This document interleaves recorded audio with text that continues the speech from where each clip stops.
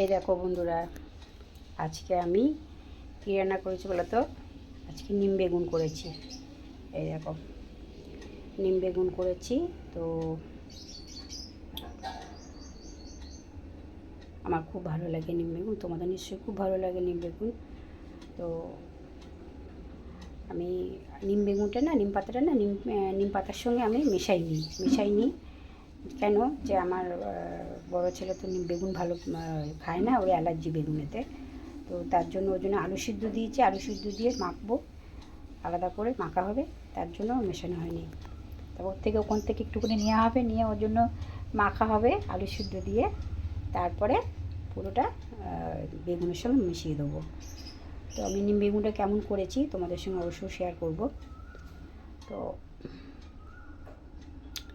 প্রথমে আমি নিম পাতা যখন আনা হয়েছিল না, আমার কর্তামশাই যখন ডিউটি করে, পাশে একটা নিম গাছ আছে, সেখান থেকে ও নিম পাতা পেড়ে নিয়ে আসে। তো হচ্ছে কি, নিম পাতাটা আমি ধুয়ে রেখে দিয়েছিলাম, শুকিয়ে যেতে আমি একটা প্যাকেটে মুড়ে ফ্রিজের মধ্যে রেখে দিয়েছি।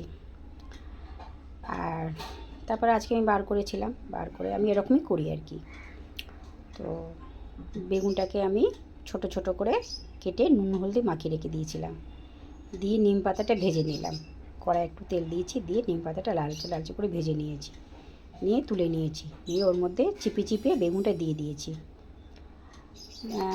ঢাকাও দেবে না, আর মিডিয়ামে লো আছেও করবে না, একটু লো টু মিডিয়ামের থেকে একটু সামান্য একটু হাই করে বেগুনটা ভাজতে দেখবে বেগুনটা ঘাঁটা হবে। দেখছো আমার বেগুনটা, দেখছো ঝরঝরে হয়ে আছে, এরকম গোটা গোটা থাকবে। তো হচ্ছে কি, তারপরে তো যখন হয়ে যাবে, নিম পাতাটা দিয়ে মিশিয়ে নাড়াচাড়া করে সামান্য একটুখানি নুন দেবে, দিয়ে নাড়াচাড়া করে নামিয়ে দেবে। হয়ে গেছে আমার নিম বেগুন ভাজা। তো টাটা, বাই বাই। আবার অন্য কোনো রেসিপি নিয়ে তোমাদের সামনে হাজির হবো। বাই। তোমরা কী খেতে ভালোবাসো নিম বেগুন অবশ্যই কমেন্ট করে জানাবে, আমি তোমাদের কমেন্টের অপেক্ষায় থাকবো। হ্যাঁ, আমি সবসময় সময় পাই না তোমাদের কমেন্টের কমেন্ট করতে, কিন্তু তোমরা কিছু মনে করো না প্লিজ।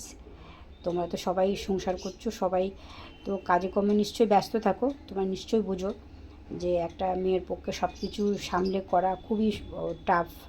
আমি চেষ্টা করব।